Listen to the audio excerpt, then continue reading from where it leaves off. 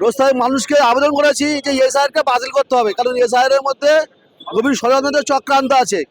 বহু মানুষ এখনো বুঝতে পারছে না যে কেন এসআইআরটা করা হচ্ছে। এসআইআর ভাবছে, তাদেরকে বিশেষ করে মেন মিডিয়াগুলো এমনভাবে মানুষের মগজ ধরাই করছে, আমি আমাদের উপস্থাপন করছে যে এসআইআর না হলে এখানে নাকি প্রচুর অনুপ্রবেশ ঘটে গেছে, প্রচুর রোহিঙ্গা ঢুকে গেছে, প্রচুর অবৈধ ভোটার ঢুকে গেছে, এই আওয়াজ তারা তুলেছে। যদি আমিও বল, যদি এই অনুপ্রবেশকারী ঢোকে, ভোটার থাকে যাকে, যদি মানে অবৈধ ভোটার থাকে, এই অবৈধ ভোটারদের ভোটার কার্ডটা কে দিয়েছে, ইস্যু করেছে কে? নির্বাচন কমিশনের সামনে দপ্তর দিয়েছে।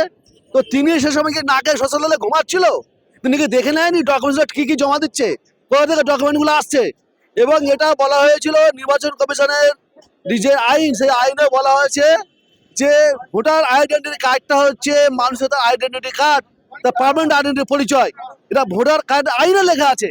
তাহলে আজকে তারা বলছে ভোটার কার্ড আধার কার্ডের কোনো মূল্য নেই, এবং ওরা 11টা ডকুমেন্টস বলেছে, তার মধ্যে ভোটার কার্ড নেই, আধার কার্ড নেই, রেশন কার্ড নেই, যেগুলো সাধারণ মানুষের কাছে আছে।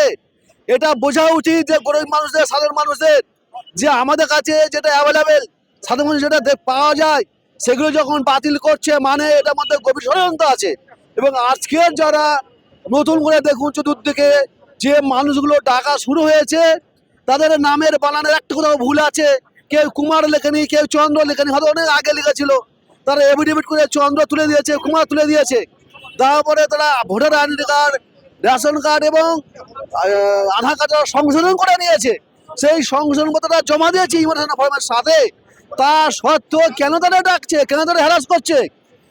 সবচেয়ে লজ্জাজনক বিষয়, আমাদের লজ্জায় মাথা হয়ে যাচ্ছে যে মোহাম্মদ সামির মতো এক বিখ্যাত ক্রিকেটার, যে ভারতের অনেক সম্মান এনে দিয়েছে, তাকে পর্যন্ত তারা ডাক করছে এবং হ্যারাসমেন্ট করছে। আমাদের দেবকে ডাকছে, সিনেমা সুপারস্টার আমাদের অমর্ত্য সেন, যে বিখ্যাত জন্য নোবেল প্রাইজ প্রাপ্ত মানুষ, তাকে ডাকছে। টুটু বসু, যিনি মোহনবাগানের সচিব, তাকে ডাকছে।